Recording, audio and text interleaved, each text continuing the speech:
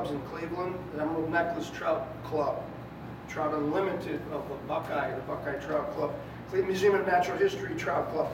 A lot of these folks even donated cash to this project. So we have about, I think, $10,000 in cash within a couple of days of just writing a few emails. Hey, are you guys interested in brook trout? And these people are worked up about it. They're very excited. A lot of other agencies devoted in-kind time, staffing time already to the project. Hey, we'll give Division of Wildlife committed $10,000 in staff time, federal funding. So there's a lot of support for it, a lot of excitement. It's a great opportunity for us with brook trout. So. Are those letters available on our website? No, I didn't put them on the website. I mean, we haven't even, we're going to apply today for the grant. When we can make it, I can certainly give them to John, however we'd like to go about that. I was going to say, so today the submittal for kind of the pre-application is due today, and then I think March or April 12th would be the actual, you kind of apply and then they say, we like your project, we want you to submit the full proposal. So this is the pre-proposal stage. You'll know in about a month whether you're invited to submit a full proposal, and then that will be due April 18th. And then August would be announcements of whether you go forward. Yeah, we'll keep our fingers crossed. It's competitive. It's a very competitive program, but these are the only streams left in the state of Ohio that have these brook trout. So it's fairly significant. Weren't you looking to do something here too? Well, I had indicated, you know, when we talked about this place here, Wicked Woods, yeah, there's actual cold water habitat on this property. It'd be a dream, but yeah, I mean, we could do some restoration out here and potentially reintroduce brook trout here as well. So. And Paul's in the process of looking at this property, doing his inventory analysis in preparation for his management plan.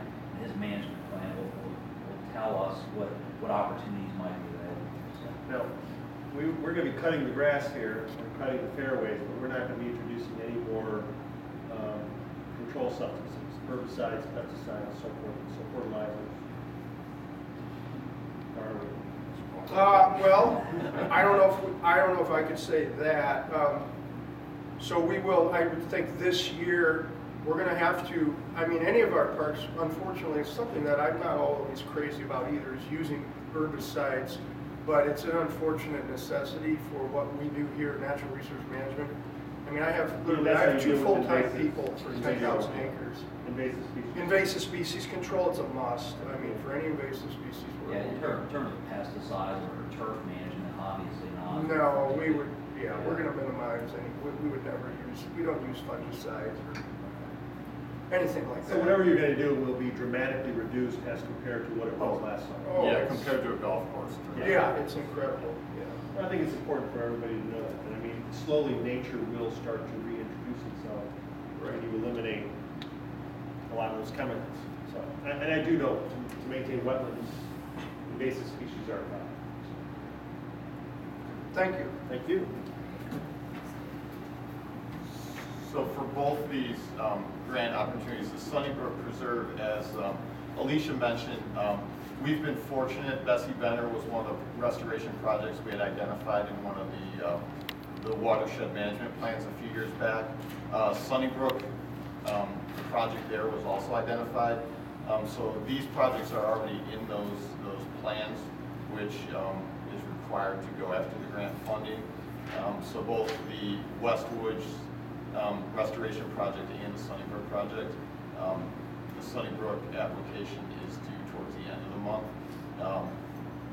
You know, we'd like to pursue both these opportunities if the board is in favor. I don't think you need to vote, but you can make us.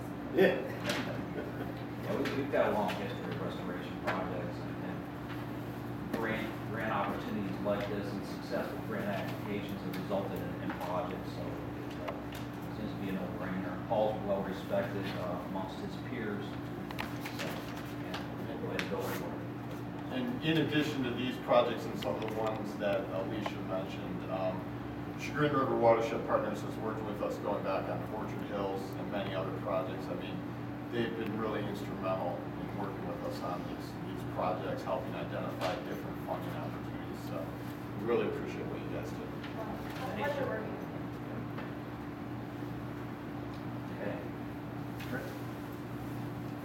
on to some additional agenda items. Next agenda item is Resolution 419, Budget Amendment Number 2.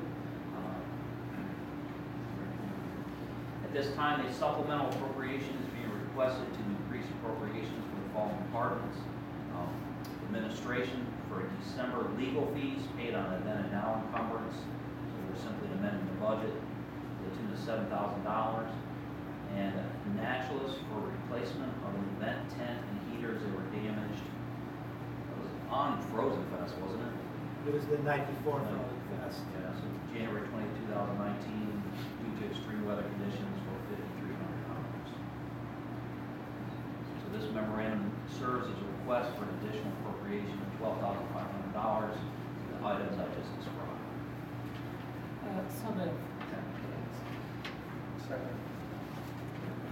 I don't know that this is the appropriate time, that the Frozen Fest was when we had the negative whatever temperatures. Are you somewhere down in here going to brief us on Frozen Fest, whether it's now or later?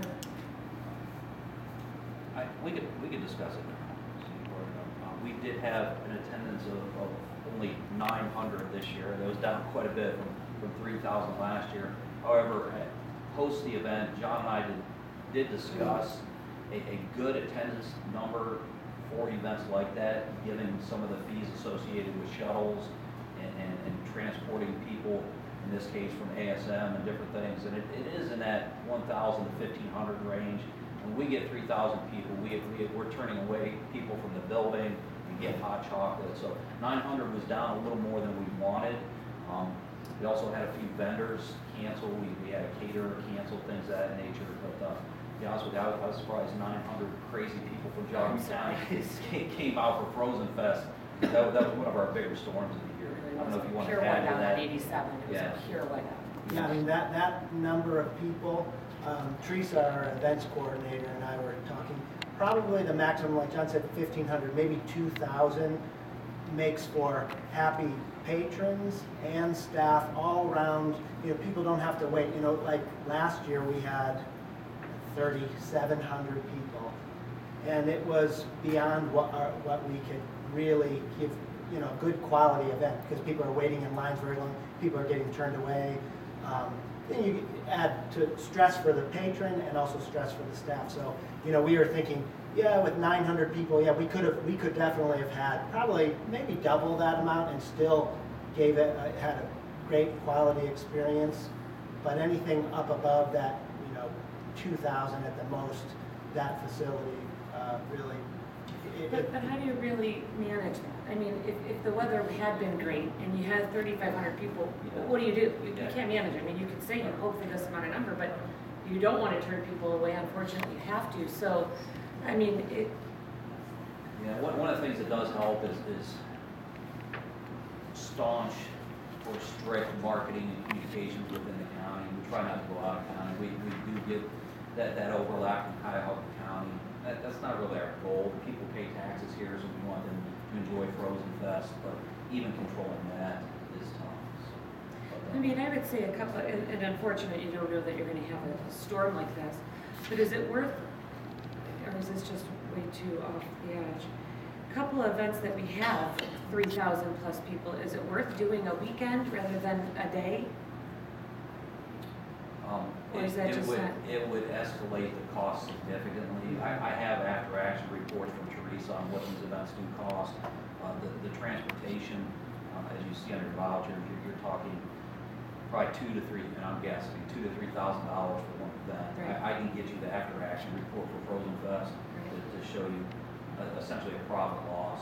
It's very much loss. Right. So, yeah, No, and I understand that, and I don't want wasteful spending, but if you have 3,000 people and you're talking about spending $6,000, it's $2 a person.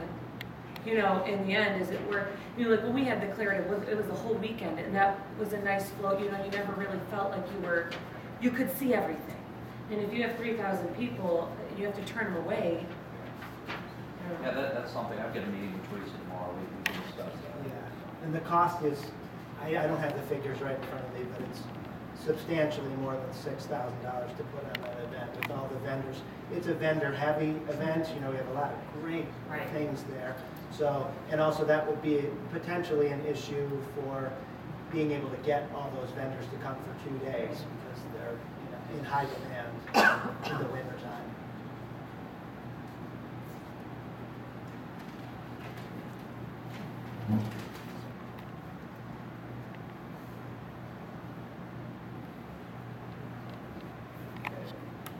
We have a motion on the table for the budget amendments. A second. Any other questions? If not, we'll call the vote.